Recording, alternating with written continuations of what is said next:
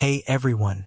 So, this is one of those stories that's bound to make you question everything you thought you knew about your relationship. And trust me, by the end of it, you'll be on the edge of your seat. Let me introduce myself.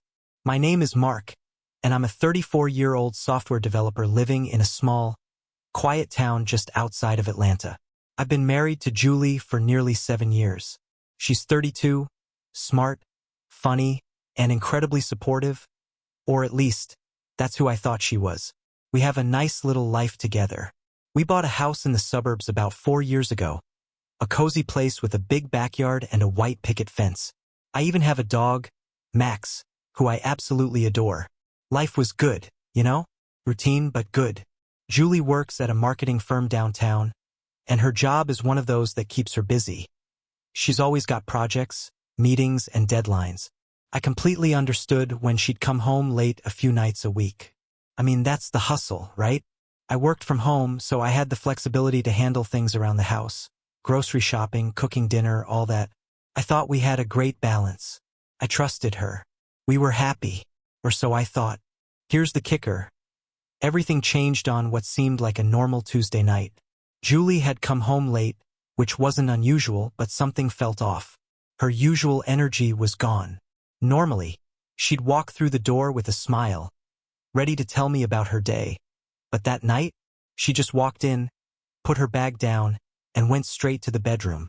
Didn't even greet me properly. I figured she was just stressed, maybe had a tough day. I let it go. But when I went to check in on her later, that's when I noticed something. Julie's phone was lying face up on the kitchen counter. The screen was unlocked, which isn't like her. She's pretty private about her phone. I know some people might find that invasive, but trust me, there's something in your gut that tells you when something's off. And mine was screaming. I know. You're probably thinking, Mark, why didn't you just leave it alone? Well, it's not that simple. I've been feeling a little, distant from Julie lately. She'd been working late a lot, coming home tired, and we barely had time for a conversation, let alone anything else. It was starting to weigh on me. So yeah, curiosity got the best of me. Picked up her phone. It was open to her messages. At first, nothing unusual. Texts from her mom, a group chat with her coworkers, the usual. But then, I saw something that made my stomach drop. A message from a guy named Ethan who I didn't recognize. It wasn't just any message, either. It was a text from a few hours before, right after she'd gotten home. And it said, I miss you. Can't wait to see you tonight. My blood ran cold. I scrolled up, just a little further, and there it was, another message. Last night was amazing. I can't stop thinking about you. Took me a minute to process. I had to reread it several times, hoping it wasn't real. But there it was. My wife was texting another man like that. A cold wave of disbelief washed over me. I didn't know what to do.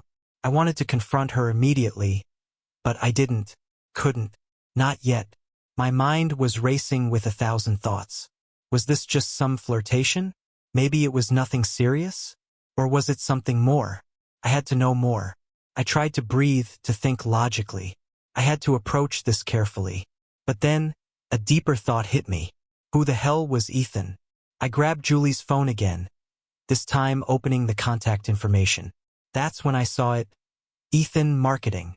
The same marketing firm Julie worked at. I sat there, staring at the phone, trying to make sense of it.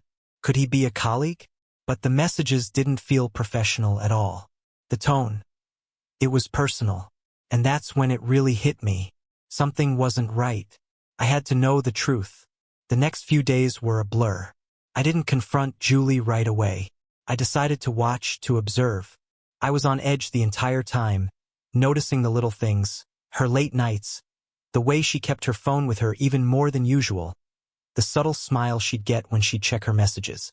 It was all starting to add up, but I didn't want to jump to conclusions. I needed more proof. I decided to follow her the next time she went out for one of her work late nights. I know it sounds crazy, but at this point, I felt like I had no other choice. I had to know the truth. So I waited until she left for work the next evening and I followed her. She drove to a restaurant across town. a place I'd never seen her go to before. It was a quiet, dimly lit bistro. I parked a few cars down the street, watching from the shadows.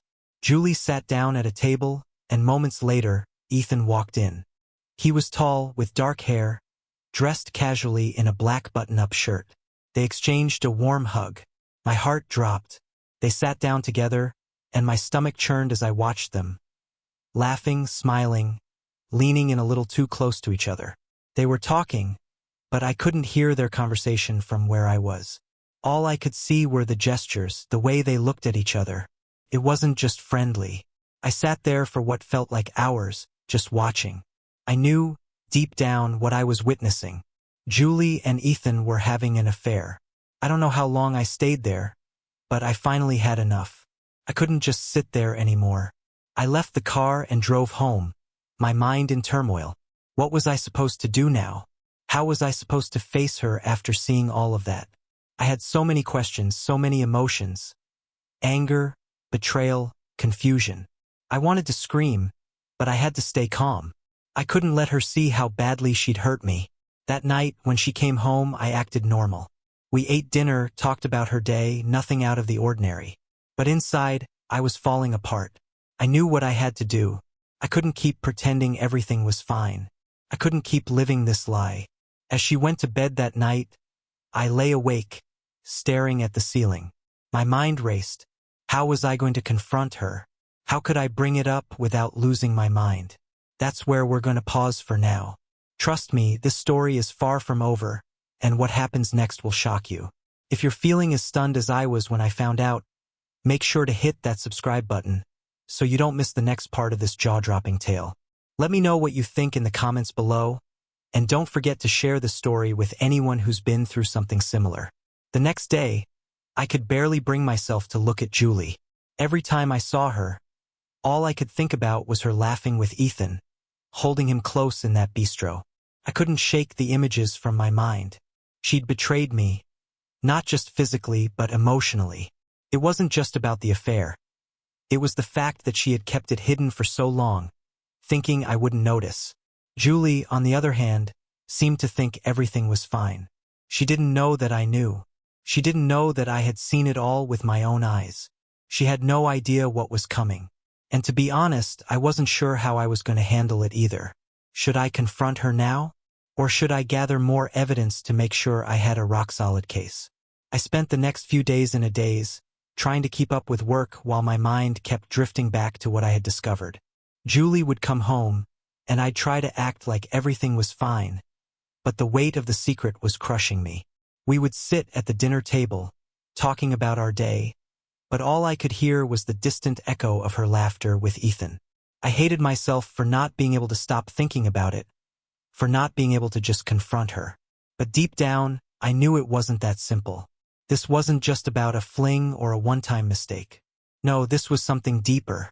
This was about trust, about respect. If she had been willing to do this behind my back, what else had she been hiding? Couldn't let it go. I had to confront her, and I had to do it soon. The following Friday, I decided to take the plunge. I had gathered all the evidence I needed, the texts, the photo from the bistro, and the messages she'd sent Ethan. I couldn't keep pretending. I had to know the truth.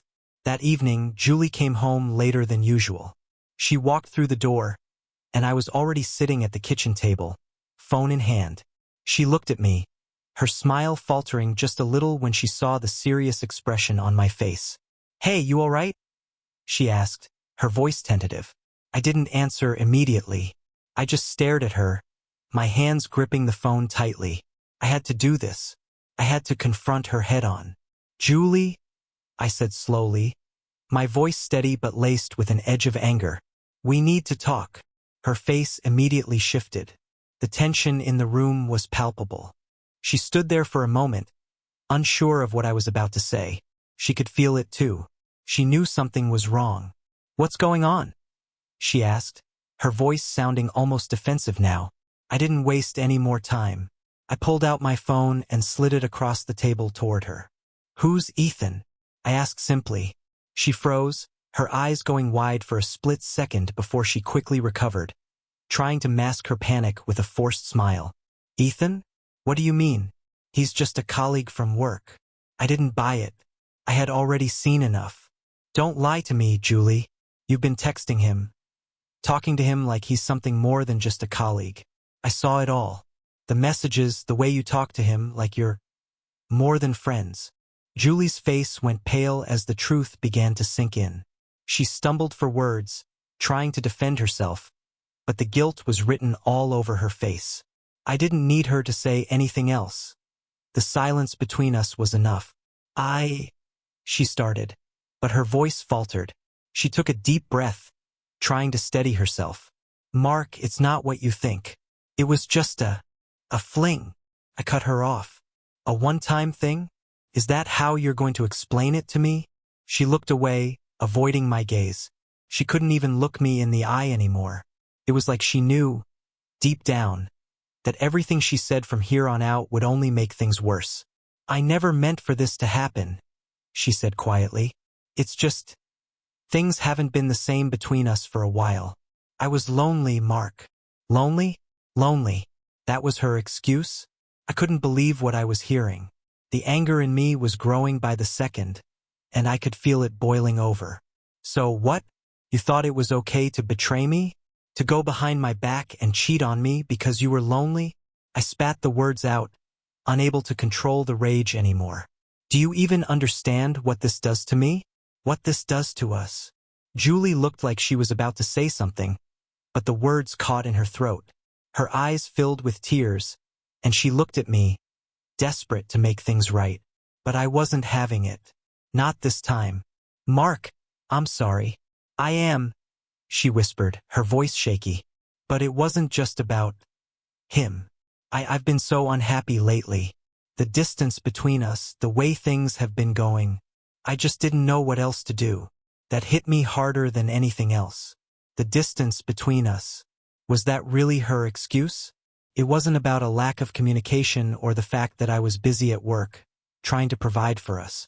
It wasn't about the fact that I had always been there for her when she needed me. No, it was about her own selfishness. She chose to hurt me. She chose to betray me. I stood up, pacing back and forth. You don't get to just apologize and expect everything to be okay, Julie. You've broken my trust. And once that's gone, it doesn't come back. She started crying now, her sobs soft and broken. I know, she said, barely above a whisper. I know I messed up. I don't know what I was thinking. But I knew exactly what she was thinking. She wasn't thinking at all. She was only thinking about herself. Yeah, well, that's not good enough anymore, I said, my voice cold. You've lost me, Julie. You've lost me. Are you feeling the tension building? Trust me, this is just the beginning. What happens next is going to blow your mind.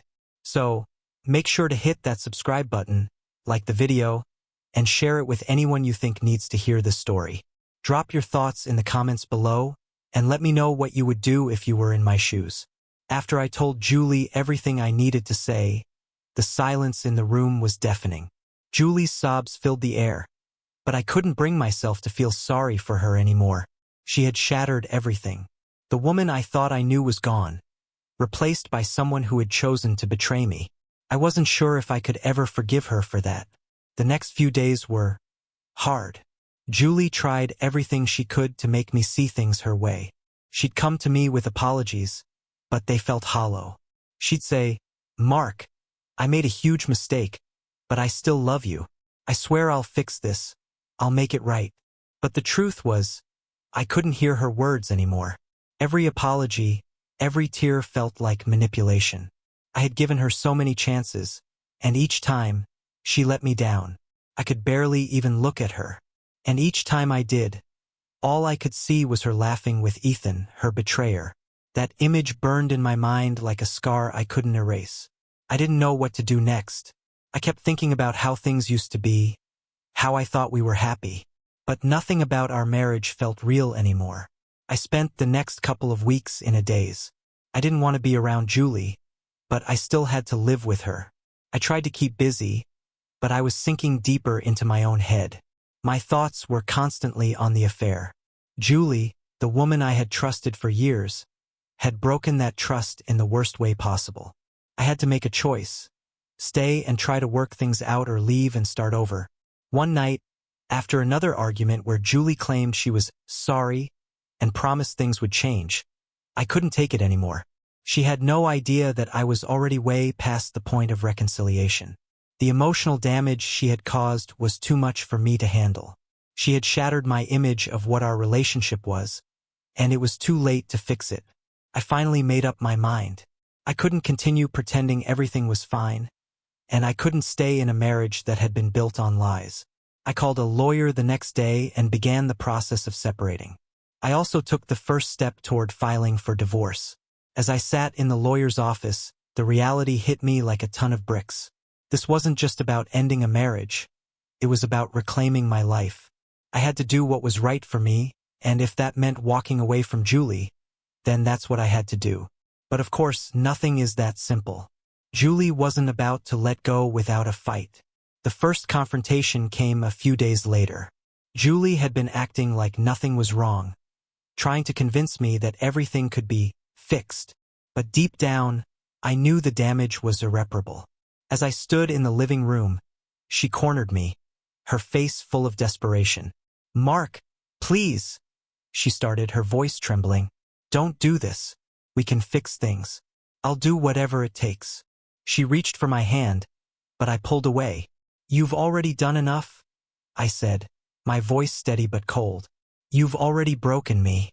I don't know if I can ever trust you again." Julie stepped back, her face falling as my words hit her harder than I intended. "Mark, please. I messed up. I know I did. I wasn't thinking. But this can't be the end. We can rebuild. I love you." Couldn't believe it. She was still trying to make me feel guilty, still trying to convince me that I was the one being unreasonable. "You love me?" I asked, my voice rising in disbelief. "You love me, but you went behind my back? You sent that man messages, telling him how much you miss him? You've completely destroyed everything we've built, Julie. Don't you get it?" Her eyes welled up with tears, and she collapsed into the couch, her hands covering her face. "I was lonely," she whispered, her voice barely audible. "I never meant for it to go this far. It just happened." "That's the problem," I said, shaking my head. "You let it happen, and now we're here." The conversation dragged on for hours, with Julie begging, apologizing, trying to explain away her actions. But nothing she said mattered anymore. The truth had been exposed, and once that veil was lifted, there was no going back. The days that followed were a blur. Julie kept texting me, leaving me voicemails trying to apologize, but I knew it was too late. I was done. I wasn't ready to confront her about everything yet. I wasn't sure how to handle the inevitable fallout. But one night, after another round of her desperate attempts to fix things, I found myself standing at the door of our house. I knew what I had to do, but I still wasn't sure if I had the strength. And that's when I got the message. From Ethan. I had suspected something like this would happen, but seeing the text laid it all out. "I can't stop thinking about you, Julie. Can't wait to see you again. Let's pick up where we left off."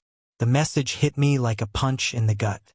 I had already known about the affair, but seeing that message, seeing how easy it was for her to move on, it shattered any remaining hope I had. That night, I decided it was time to move out. I packed my things, took what I could carry, and left. I couldn't stand to be around her anymore. Couldn't stand the lies, the deceit. She had done this to herself, and now it was time for me to finally cut ties. Julie didn't try to stop me when I left. Maybe deep down she knew I was done. Or maybe she was too ashamed to try. Either way, I didn't look back. The next few weeks were an emotional roller coaster. I stayed at a friend's house trying to get my head on straight. But even then, it wasn't easy. Every time I tried to sleep, I would wake up with the same thoughts. Julie and Ethan, the betrayal, the lies. It felt like a constant ache in my chest, and I had no idea how to make it go away. Then, a couple of weeks later, I got a call from my lawyer. It was time to make it official. Julie had agreed to the divorce, and now we were moving forward. I thought I'd feel a sense of relief, but instead, I felt empty. Was I doing the right thing? Was I just running from the pain? Or was this truly the only way to heal? If you're feeling as tense as I was, make sure to hit that subscribe button and share this story with someone who needs to hear it. Drop a comment below if you've ever been in a situation like this or just want to talk about the story. I'd love to hear your thoughts. As the days passed, the weight of the divorce started to settle in. I had moved out, taken what I needed, and now it was just a matter of getting through the paperwork. But it wasn't that simple. Julie kept trying to reach out to me, sending endless texts and calling over and over. Each time, I felt the knot in my stomach tighten. I couldn't bring myself to answer her anymore, but I knew she wasn't going to give up that easily. I spent those days in a haze of anger and disbelief, unsure how to face the fact that everything I thought I knew about my life and our marriage had been a lie. The hardest part wasn't even the affair itself. It was the realization that she had been able to live this double life, deceiving me while I was working my ass off to support us. She had been able to look me in the eye every day and lie over and over again. How could I have been so blind? I couldn't stop thinking about the nights we'd spent together, about the years we'd been building a life, and now it felt like it had all been erased. All of it. Julie wasn't the woman I thought I married. I had to admit that to myself, no matter how much it hurt. Then the call came. It was from Julie's lawyer. She wanted to meet, to talk about finalizing the divorce, but I knew this wasn't going to be easy. Julie had been avoiding the harsh reality of what was happening, and now she was in full damage control mode. I wasn't sure what she wanted to say, but I knew I was done listening to her excuses. I arrived at the lawyer's office, feeling a strange mixture of exhaustion and nervousness. Julie was already sitting in the conference room when I walked in. Her eyes were red, and she looked like she hadn't slept in days. She was trying to keep it together, but I could see the cracks in her facade. She had that same defeated look she always wore when she knew she was losing. As we sat down across from each other, her lawyer immediately dove into the details. He asked about assets, child support, and other practical matters. But every word I heard felt like it was coming from another world. I was still stuck on the betrayal. I kept glancing at Julie, watching her nervously play with the ring on her finger, and every time, my anger bubbled up again. This was the woman who had destroyed everything, and now she was acting like we were just another couple splitting up after a rough patch. The conversation went on for hours, but nothing about it made me feel any better. Julie kept trying to justify herself, telling me that she never wanted to hurt me, that she made a mistake, and that it wasn't about Ethan. It was about me, about us, and how things had gone wrong. But I didn't care about any of that anymore. She had made her choice, and I wasn't going to let her guilt trip me into feeling sorry for her. Finally, when we got into the details of our split, about the house, the bank accounts, and the fact that we had to sell everything, Julie broke down. She sobbed quietly, and for a moment, I thought I might feel something. Maybe regret, sympathy, but then the truth hit me again. She had betrayed me. She had let this happen. And no matter how many tears she shed, nothing could change that. "I love you, Mark," she said through her tears, her voice trembling. "I always have. I never meant for it to go this far. I made a mistake. Please just give me a chance. We can fix this." Her words, her desperate pleas, none of it mattered. I was done. I had been done the moment I saw the messages, the moment I realized she had chosen someone else over me. The last thing I wanted was for her to be my burden anymore.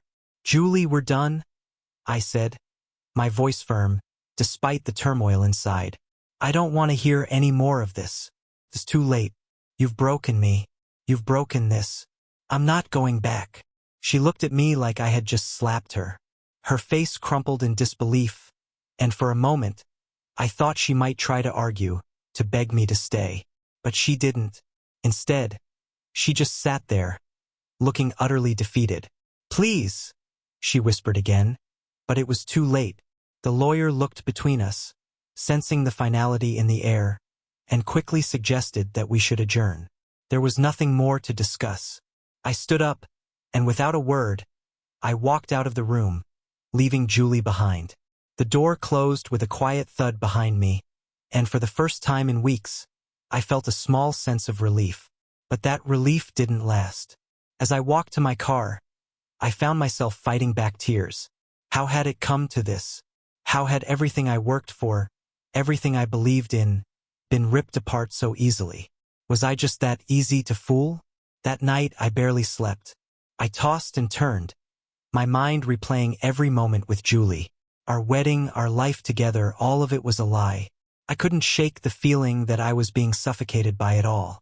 There was no getting away from the memories.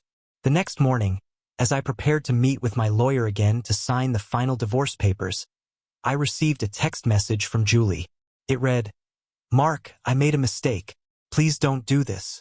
I know you don't believe me, but I love you. You have to believe me." I didn't reply. I didn't even read it again. Julie had been given more than enough chances. She had made her bed, and now she was lying in it. The day I signed the final divorce papers, Julie didn't show up. The weight of it all felt like it was crushing me. I had to force myself to go through with it, to put one foot in front of the other. The decision was made, and there was no going back. But as I left the lawyer's office, something inside me changed.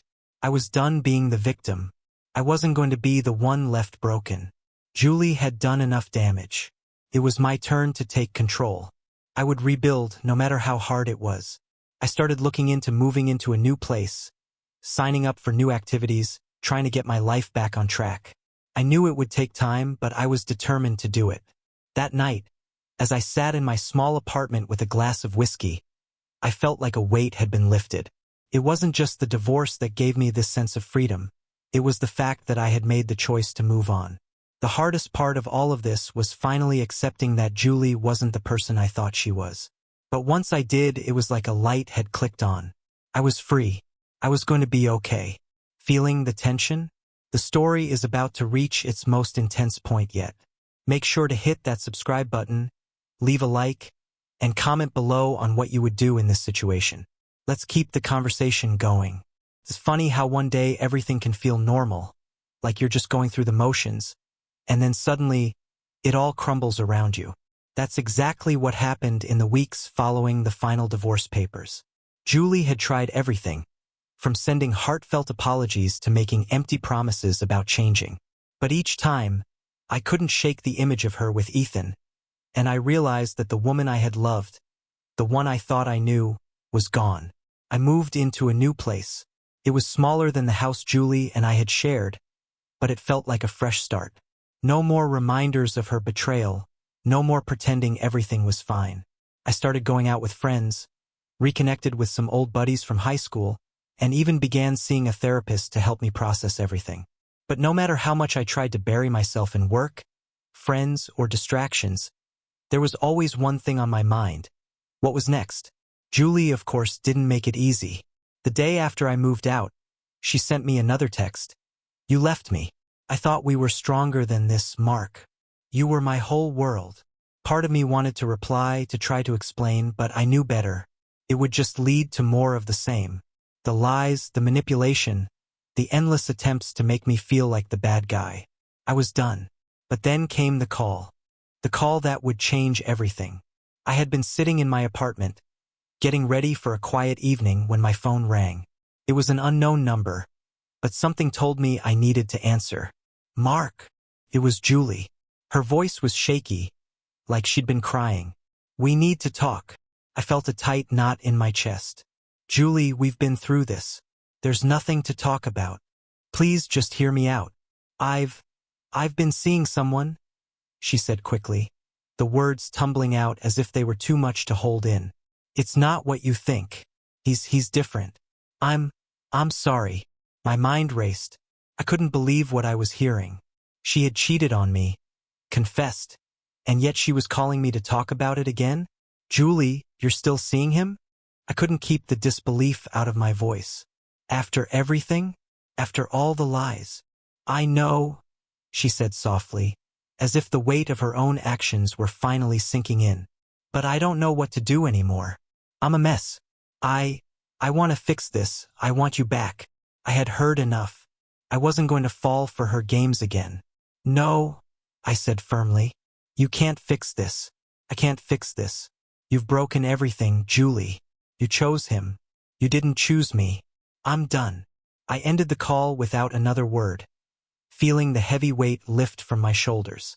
The anger that had been bubbling inside of me for so long had finally found its release. I had to keep moving forward, no matter what she said. But it wasn't over. Not yet. The next few days were a blur of emotions. Julie's words haunted me, especially the part where she said she wanted me back.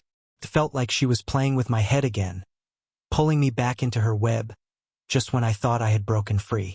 But I was stronger now. I had made the decision to move on, and nothing was going to pull me back into the chaos. I kept telling myself that, but then came the text. The one I never expected. From Ethan. He had sent me a message, simple but cutting. "She's mine now. It's over, Mark. You're the one who lost." My first instinct was to respond with something angry, something hurtful, but I stopped myself. What good would that do? Ethan had won. Julie had chosen him, and I was the one left with the wreckage.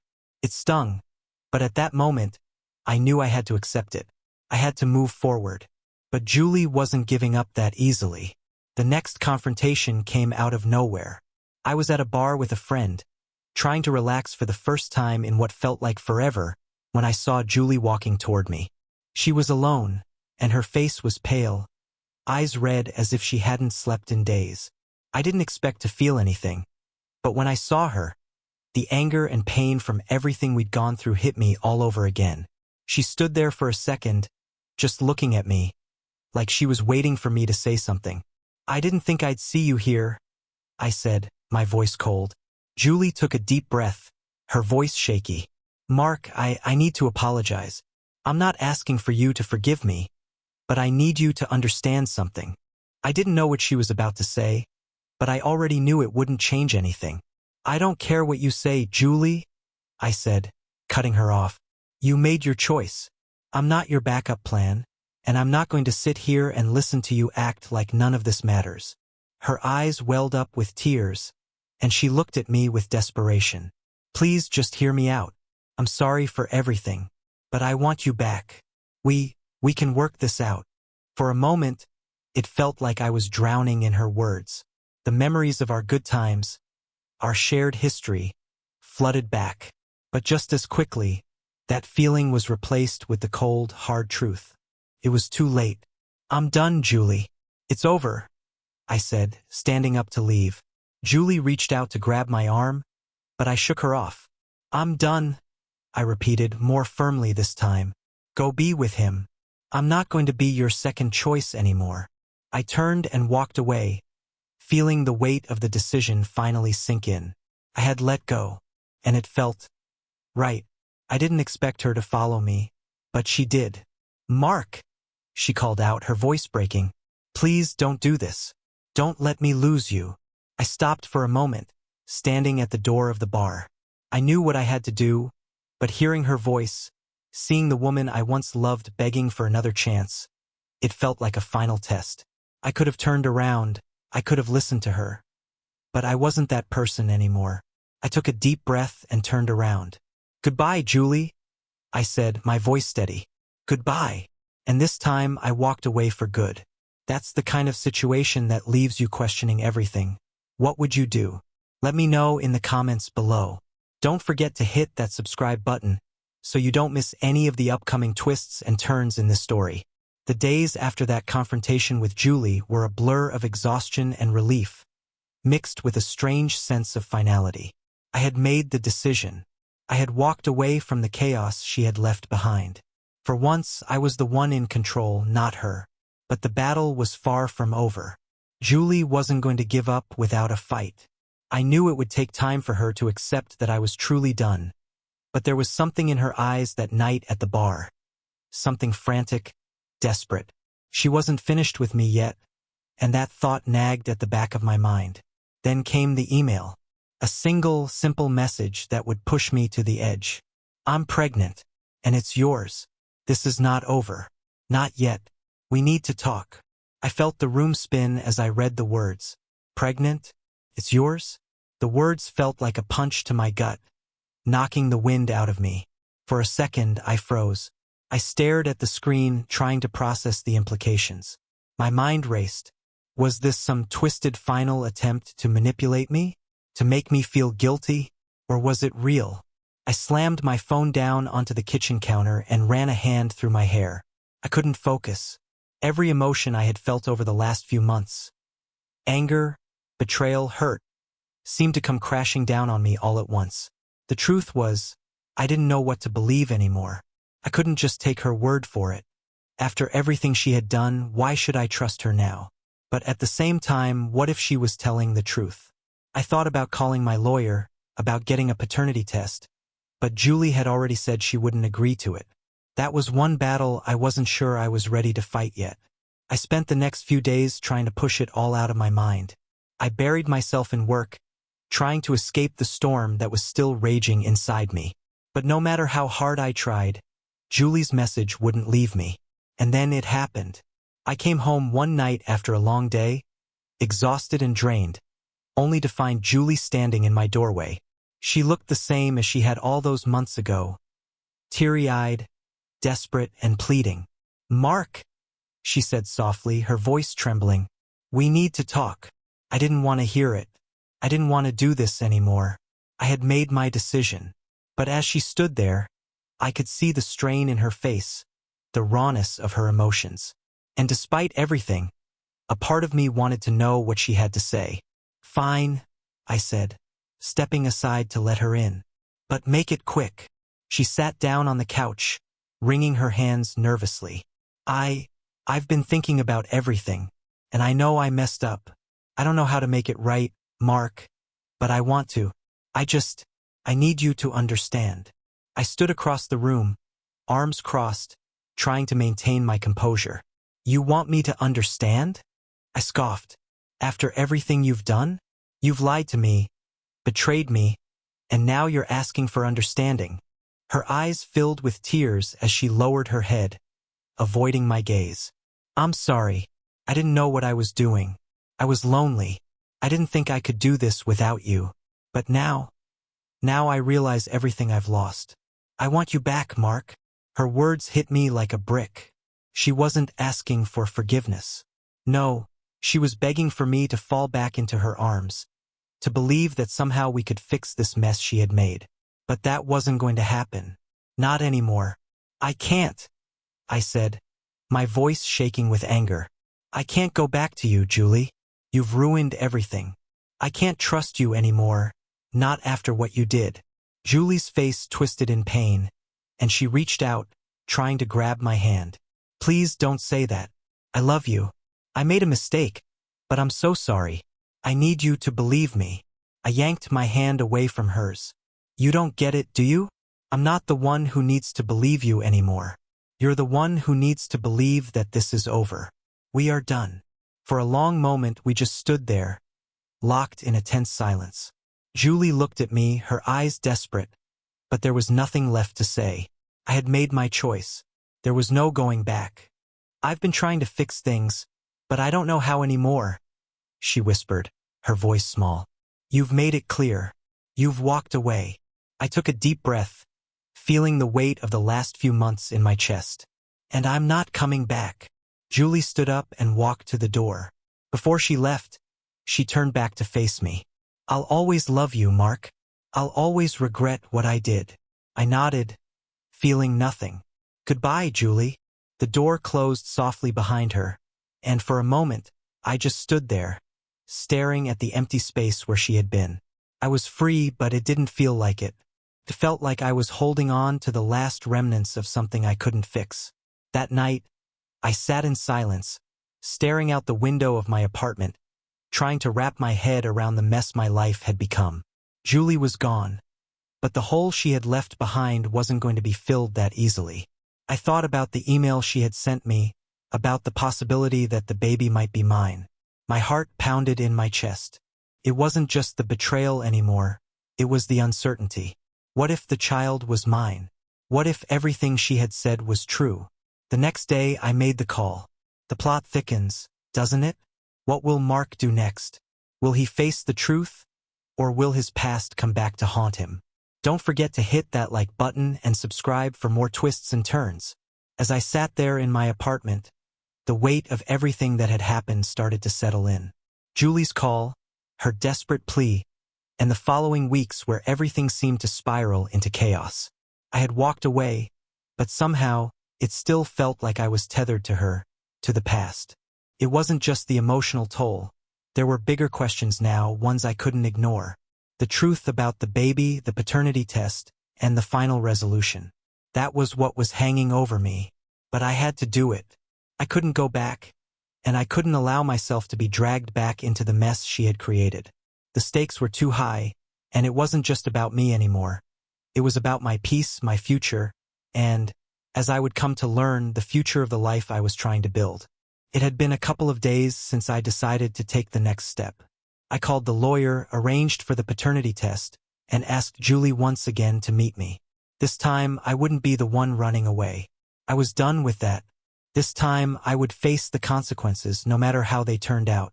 When I met Julie at the cafe, it was clear she had been crying. Her eyes were red, and she looked like a shadow of the woman I had once loved. But there was no pity in me anymore, just resolve. "I know you're angry, Mark," she said as she sat down, not looking at me. "But I'm asking you to trust me. That night at the bar, everything was a mistake. You were my everything." Her words didn't hit me like they used to. They didn't have that same emotional grip. All I felt was a distant coldness. "Julie, I've made my decision. I've been making it for months," I said, my voice even. "I'm not asking for forgiveness. I don't want to go down that road with you again." Her hands trembled on the table as she glanced up at me. "Then why are you here, Mark? Why do you want to meet me?" "Because I need to know the truth," I said flatly, looking at her. "About the baby. I'm going to get a paternity test."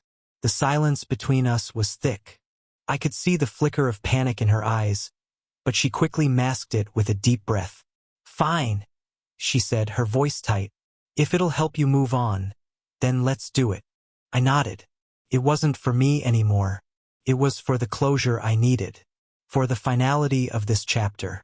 A few weeks later, the results came in. The baby wasn't mine.